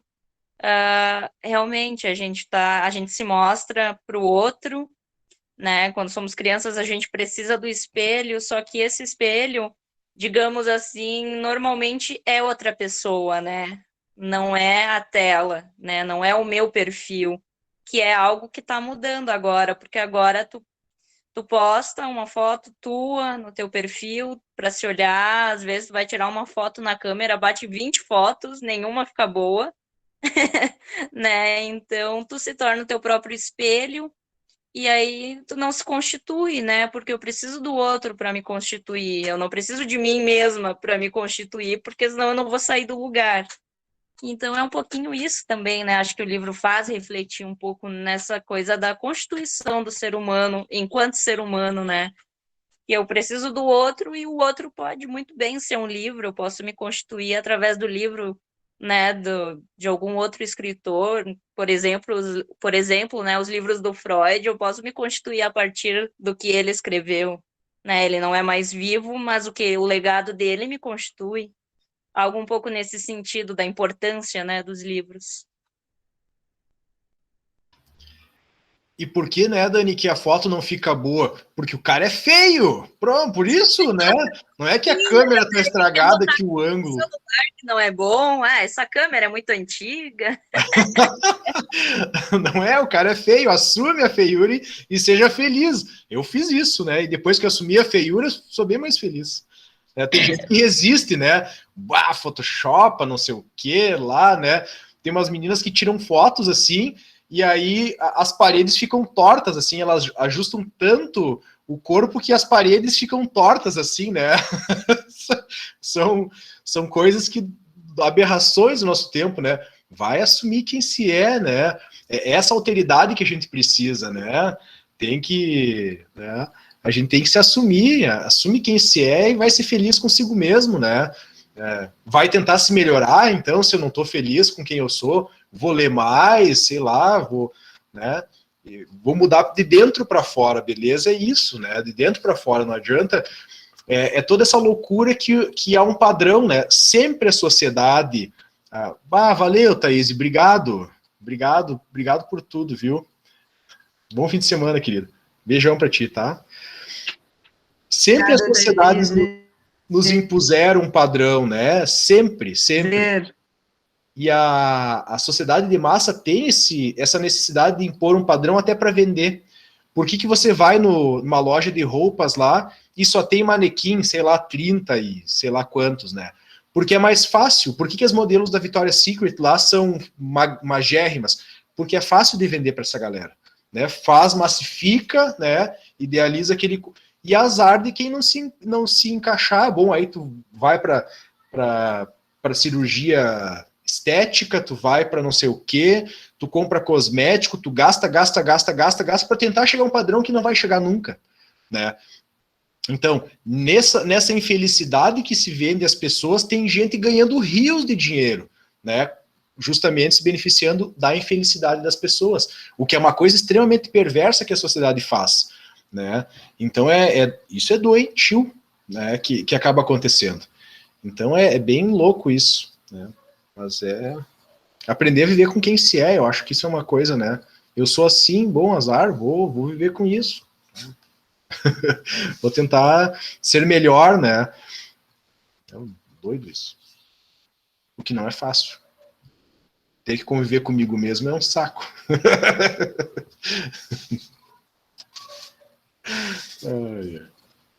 Que massa, galera. Falando desse negócio de aceitação e tal, eu lembrei do Cobra Kai, e tem um personagem lá que ele tem um lábio um pouco deformado, assim. Aí o sensei lá começa a tirar sarro dele, né? Aí ele, cara, eu não gosto de falar que falem disso. Ele falou, mas eu vou fazer o quê se tu é assim, cara? Tu tem que... Muda a fita, dá teu jeito. Aí ele, no outro dia, volta com um baita de um moicanão e com cara de mal. E é um pouco disso, né? Você mudar a sua autoimagem, quer mudar, muda, né? Dá teu jeito.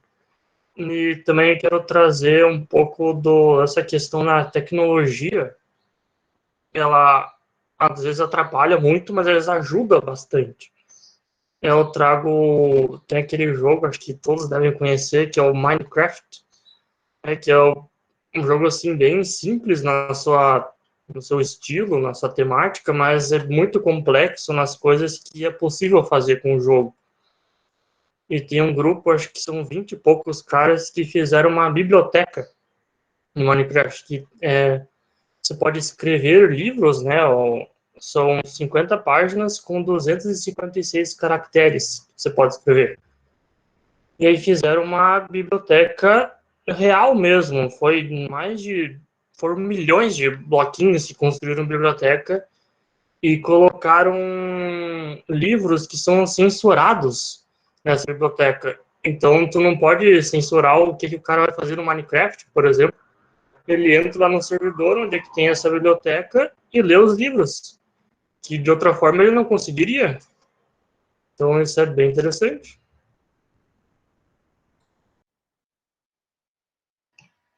Com certeza, né, Will, tem muitas coisas assim que a gente vai conseguindo relacionar e perceber, e essa questão da censura é algo bem latente, né, e principalmente nós que somos, sim, um grupo que, além de estudar essas especificidades, né, nós conseguimos ter essa consciência sobre isso, né, e é muito interessante.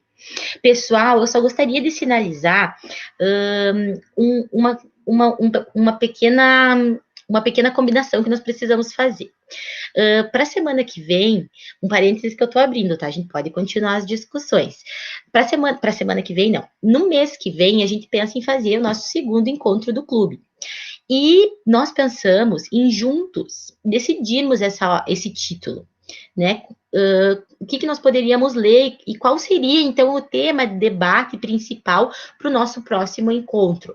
Esse nosso primeiro encontro aconteceu no segundo sábado do mês. O que vocês acham disso, da gente continuar, né, então, nesse segundo sábado do mês, durante a tarde, esse horário, vocês acham que ficaria legal, que poderia ser? Esse é o nosso primeiro encontro, né, então, estamos a recém começando, tudo pode mudar sempre, né, e nós somos um grupo totalmente democrático e contamos, né, com as vontades e com as ideias de vocês para que ele possa seguir. Então, se vocês já têm obras em mente, quiserem ir levantando a mão, falando, dá para a gente escrever ali também, né? O Prof. Anderson postou um Google Forms para a lista de presenças e também para manifestar, né? Para que sejamos membros, assim, oficiais desse grupo, e depois a gente quer ir pensando, né, Prof., algumas outras... Enfim, algumas outras atividades relacionadas ao clube, né? Como é que a gente poderia... Então, o que vocês acham da gente pensar na próxima obra? Digam aí, pessoal. Pensando, quem sabe, nessa linha, ou se tiverem algo totalmente diferente em mente também.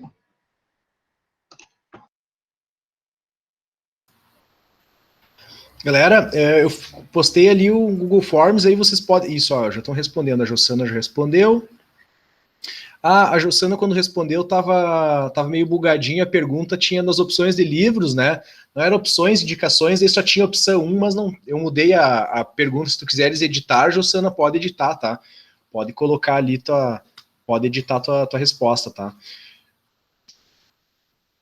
Vai, fiquem bem à vontade, assim, para qualquer livro, galera, que vocês que vocês ainda não leram ou que já leram. Pode ser autor brasileiro, autor estrangeiro, enfim. Né? Um livro que vocês têm o desejo de ler, mas não leram. Né? A Dani lá, eu sei que lê muita coisa bacana. As duas Danis, né? Pois é, eu pensei que podia continuar nessa linha, a Marina sugeriu, né? De repente continuar, tem 1984, tem Admirável Mundo Novo, tem O Senhor das Moscas, que também dá para pensar essa questão de humanização, né? Dessa questão um pouco bestial, assim. Também é um livro bem bacana, não sei. Nossa turma de literatura contemporânea em língua inglesa está lendo O Senhor das Moscas também. Laranja Mecânica também. Não quero dizer nada, mas eu gostei dessa ideia eu não li O Senhor das Moscas, tá? E o que eu tô achando muito bacana nesse encontro é que eu também não tinha lido Fahrenheit 451, né? Tipo, foi algo assim que veio da proposta do professor Anderson e aí me obrigou a pegar o livro para ler, porque a gente vai lendo tantas coisas assim, e foi maravilhoso, porque a gente eu e a Daniela fizemos a leitura conjunta, a gente foi lendo e já foi debatendo e conversando, né? A gente costuma fazer isso, gostamos muito de ler em conjunto, e fomentou muita coisa aqui em casa, né, pensando nessa ideia do livro, assim, então, para mim, assim, se vir um livro que eu não li, eu já digo assim, oba, me acrescenta, né, a gente precisa ser, se a ideia é justamente essa troca, por mim, pode ser. Também voto no Senhor das Moscas. Legal, gente. Então, pessoal, o que vocês acham, Carol? Carol, tranquilo o horário sobre a obra também? O que tu acha? A Vanessa diz que sim. Will, o que tu acha? Diogo? O Diogo, gente, é o meu esposo e ele está sendo... Não está sendo obrigado, tá, pessoal? Porque nossa relação é democrática, mas ele está sendo convidado a ler essas obras. Não é que você já tenha obrigado, não, tá, pessoal? Tá bom, amor? Pode ser O Senhor das Moscas? Pode ser, sim. Essa eu não li, as outras eu também já li. Uma nova sempre é muito interessante, muito bom.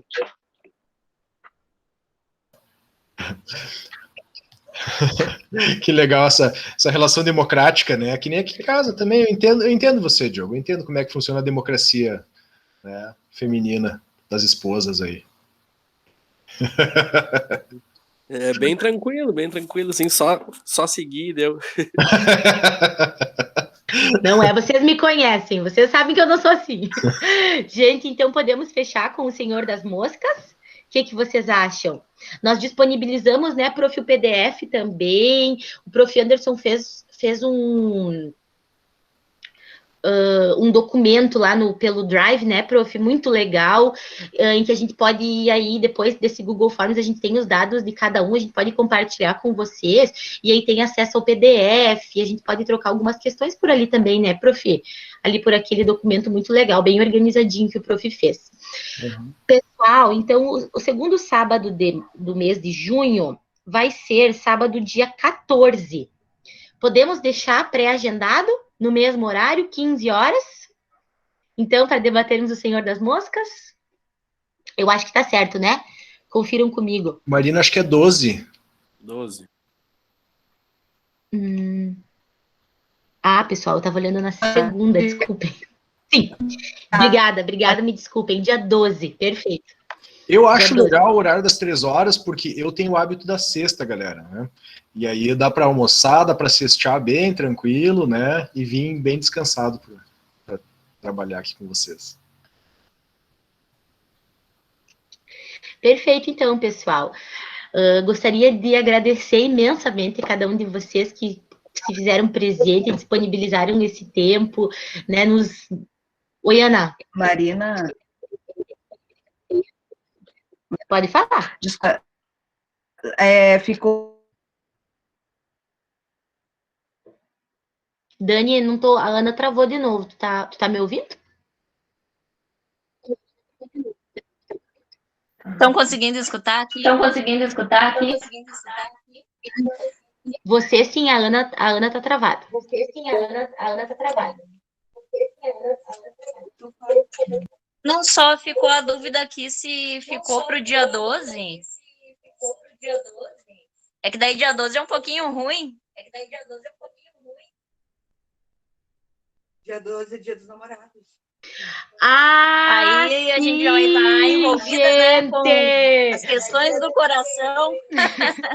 Não, vamos quem sabe, o que vocês acham da gente colocar uma semana depois, então? Pode ser uma semana depois, aí dá mais uma semaninha de folga também. Sim. Tá, só um pouquinho. Então é 19, isso? 19 de junho, o Senhor das Moscas. Melhor. Combinado, então. Pessoal, verdade. Teríamos que discutir Camões, teria que ser outra coisa, né? Outra vibe daí para. Leitura distópica não ia rolar. 19, talvez tenha um compromisso, né? Nós temos dia 18 um compromisso. Quem sabe que é mais um pouco para frente. Não sei se para dia 19 não vai ficar um pouco apertado. Vixe, Maria. Aí complicou. Ou da semana. Eu esqueci o que tem dia 19. A gente tem alguma coisa dia 19? Duas vezes agora para ir dia. Ah, gente, nós vamos casar dia 18. Eu tinha esquecido. Perdão, amor. Pessoal, desculpa. Para vocês verem como a vida do professor, com 15 turmas, ela é difícil, não é fácil, pessoal, é complicado. Desculpa. Só isso, Marina, tu esqueceu, que barra. Pois é. Eu tive que convencer ela várias vezes para conseguir, então... Não é verdade, pessoal, não é verdade isso, eu só sou ruim de memória mesmo, é Alzheimer precoce. E que tal antes, no dia 5, então? Pois é, será que não... O que vocês acham, pessoal? Senão fica muito longe. Então, eu acho. Pode ser, então? Eu acho. Desculpa. Tá. Então, vamos deixar essa data pré-agendada, pessoal. Qualquer modificação, se alguém não puder, eventualmente no sábado, tivermos alguma noite livre, né, prof? O prof até tinha sugerido a sexta-tarde também. Dependendo de como for, nós vamos conversando, mantendo o nosso diálogo bem estreitinho, assim, né? Sempre acessíveis para essas mudanças. Mas a gente pode deixar pensado, então, para o dia 5, a nossa próxima discussão. Não, beleza, aí a gente mantém, se organiza aí para o dia 5, e a gente já começa a divulgar agora, e a gente faz que nem anteriormente, né? A gente começou a divulgar um mês antes para o pessoal que ainda não assistiu, né, não leu o livro, poder se inteirando e depois, uma semana antes, que a gente fez agora, dar uma intensificada, né? Então, dia 5, maravilha. Galera, obrigado, prazer estar com vocês aí, trocar essa ideia bacana, tá? Um beijo. A Sandra é minha mãe, tá? Vou entregar aqui. Gente. Prazer, gente. Adorei. Beijos, pessoal. Muito bom, pessoal, um abração. Eu também, Carol, muito bom. Até mês que vem, então. Abraços. Obrigada, pessoal, de coração. Obrigada.